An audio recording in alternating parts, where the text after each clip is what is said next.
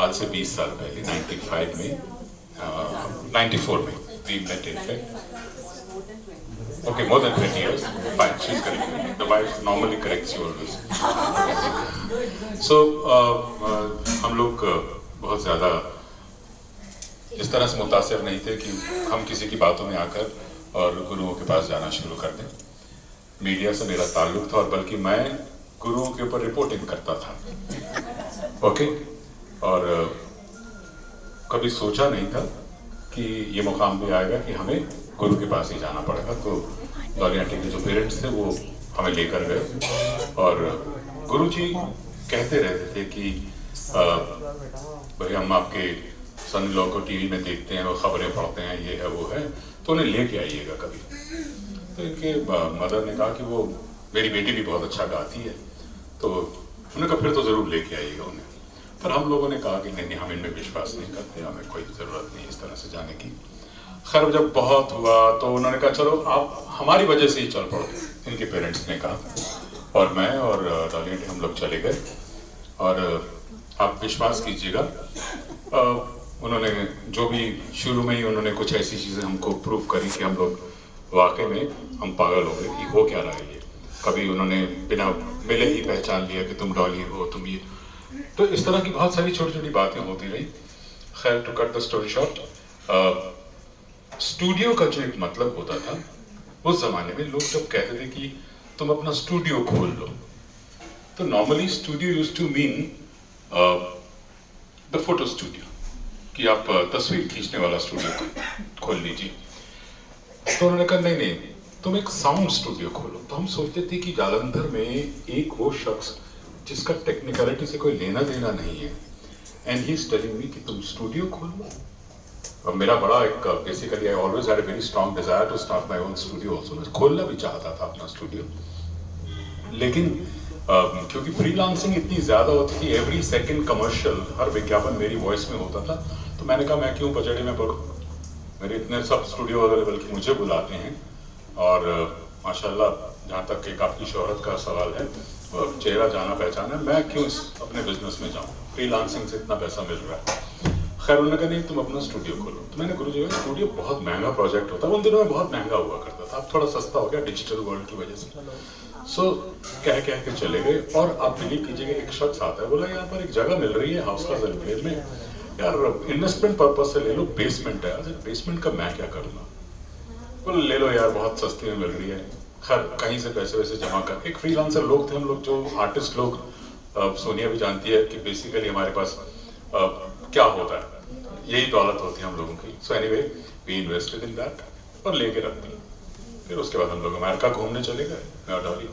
तो मुझे वहाँ पर एक फ़ोन आता है कि वहाँ एक एग्जीबिशन लगी हुई है ऑडियो इक्विपमेंट की, जो रिकॉर्डिंग इक्विपमेंट होता है वहाँ से आता है। सो मेरे को थोड़ा लगा यार ये गुरुजी ने कहा था अपना स्टूडियो खोल लो, और मेरा कोई बिल्कुल भी इरादा नहीं था।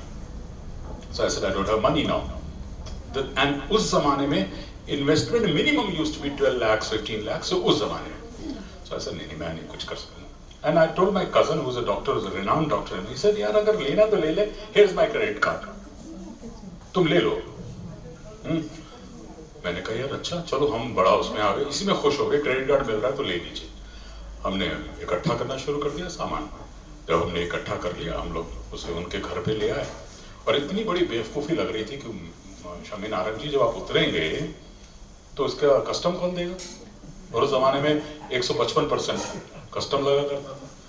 तो हमने कहा भाई यहीं छोड़ के भाग लेंगे हम लोग। एयरपोर्ट कर बोला आप तुम ही खोलो studio.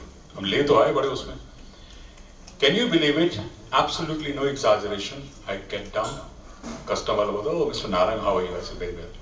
So I give him the list कि भाई मुझे अब बता दो इस मुकाम पर आकर मरना है या जीना है, कि इतना सारा सामान मैं लेके आ गया। उसने बोला बेचोगे तो नहीं ना, मैंने कहा नहीं। कहते जाओ फिर। Can you imagine, the stuff must be worth 12 lakhs, 12 lakh का सामान। मैंने कहा सर इसके, कहा जाओ यार तुम आर्टिस्ट लोग ले जाओ। कौन था वो शख्स मुझे मालूम नहीं है। And can you imagine, then I said now since I have got the equipment, मेरे पास इक्विपमेंट आ गया, मुझे खोलना ही पड़ेगा। मैंने फिर अपना स्टूडियो खोला। स्टूडियो खोलते खोलते आप ये मान के चलिए फिर जब हम लोग अपना एक मकाम, अपनी पॉपुलैरिटी न्यूज़ की, उस समय सिर्फ 6 लोग हम लोग नेशनल न्यूज़ रीडर्स हुआ करते थे, हम लोग ही जाने पहचाने चेहरे थे। तो हमने कहा बस ये जो आपकी जो मकबूलियत है, आपकी शोहरत है और जो पॉपुलैरिटी है कुछ दिन की है, उसके बाद आप हमेशा हर आदमी की तरह आप भी फेड आउट हो जाएंगे। बहुत हुआ तो थोड़ी बहुत आपकी आवाज़ जिंदा रहेगी। गुरुजी ये नहीं चाहते थे। गुरुजी कहते थे कि मैं चाहना कि तेरी जी आवाज़ है वो अमर रहे। हमने समझ नहीं आया क्या कह रहे। Can you imagine in 2001 then there is an audition, तो उन्होंने कहा दिल्ली में मेट्रो शुरू हो रही है। तो हमें मालूम ही नहीं था कि मेट्रो के अंदर इन ट्रेन मैसेजेस भी होते हैं, इन फ्लाइट मैसेजेस होते हैं, ऐसे ही इन ट्रेन भी होते हैं। तो पहली मरतबा हमने फॉरेन में देखते थे कि जब गाड़ी रुकती थी तो कहते थे next station is so and so. So मैंने कहा कोई बात नहीं। उन्होंने कहा कि ऐसा है कि जो हमारे श्रीधरन जी थे जो मेट्रो के चेयरमैन थे उस जमाने में करता, और मेट्रो का कोई कॉन्सेप्ट भी नहीं पता था। आधे लोग तो नाउम्मीद थे कि पता नहीं चलेगी भी या नहीं चलेगी। तो उन्होंने कहा कि एक टेस्ट के लिए आपकी वॉइस और रिन्नी की वॉइस, रिन्नी खन्ना जो अंग्रेजी में मेरे साथ न्यूज़ पढ़ती थी, कि इन दोनों की वॉइस को ले लिया जाए। सो ऐसा चलो, तो हमें उसमें बहुत ज़्यादा मॉड्यूलेशन नहीं होती। अगर आप कभी मेट्रो में ट्रेवल करेंगे तो हम बहुत स्ट्रेट सा बोलते हैं कि अगला स्टेशन सो एंड सो, है ना, कोई मॉड्यूलेशन नहीं होती उसमें। जोर बाग, बस ये कह के चुप हो जाते हैं। सो ऐसा यार इसमें कोई क्रिएटिविटी वाली कोई बात ही नहीं है। यू नो लाइक हम बोल रहे हैं सर, चलो बोल दिया। उसके बाद the government of India made it mandatory, उन्होंने उसको अनिवार्य कर दिया कि जहां भी हिंदुस्तान में मेट्रो खुलेगी आवाज शमी नारंग की होगी और रिन्नी खन्ना की होगी। सो यू कैन इमेजिन आज हिंदुस्तान में आप कहीं भी जाते हैं कितना बड़ा नेटवर्क हो गया। आप चाहे जयपुर जाएं, बॉम्बे में बिल्कुल उम्मीद नहीं थी कि दिल्ली के लड़के को लेंगे। They somehow manage, no voice वही आएगी, जबकि बॉम्बे में कितने अच्छे आर्टिस्ट बैठे हैं। सो खैर ये मैंने चलता रहा। फिर मुझे बात याद आई, मेरे पास एक रिपोर्टर हिंदुस्तान टाइम्स से मेरी इंटरव्यू लेने आती है। बहुत आजकल इंटरव्यू बहुत लेते हैं कि मेट्रो वॉइस। एक जमाने में हमें कहते थे द न्यूज रीडर, आजकल स्कूल्स में लिखा था welcome metro uncle. So this which is very good also, very embarrassing also. यार इतनी जिंदगी बिता दी मीडिया के अंदर और अब मेट्रो अंकल बन के रह गया। बट देन दैट लेडी इतनी होंगी, वो कहने लगी कि uncle do you know like it's a wonderful thing, आप जिंदगी में आपने डिजिटल रिकॉर्डिंग गाड़ी के अंदर छोड़ दी है। जब तक हुडा सिटी सेंटर का नाम हुडा सिटी सेंटर रहेगा, राजीव चौक का नाम राजीव चौक रहेगा, आपकी आवाज बजती रहेगी। मैंने कहा हाँ ये तो सोचा नहीं, इसका मतलब आपके बच्चों के बच्चों के बच्चों के बच्चे भी सुनेंगे और वो कहा करेंगे हमारे दादा के दादा की दादा की वॉइस है। So he was right कि आवाज तो अमर हो गई। सो नाउ हम लोग कई बार अपने गुरुओं से कुछ ऐसी चीज सुन लेते हैं लेकिन हम उसे डिनाई कर देते हैं कि हो गया तो हो गया यार, बड़े बड़े लोग बुजुर्ग बहुत कुछ कहते रहते हैं। बट सटल वे में वो आपके लिए क्या कर रहे हैं वो आप किसी को मालूम नहीं है। यही मैं आप लोगों से कहना चाहता था कि वंस यू बिगिन इट, पता नहीं वो क्या सोच के बैठे हुए हैं आपके लिए और वो कौन से वक्त पे आपको क्या कर दें। एक जर्रे को उन्होंने मेरे जैसे आदमी को पहाड़ बना दिया।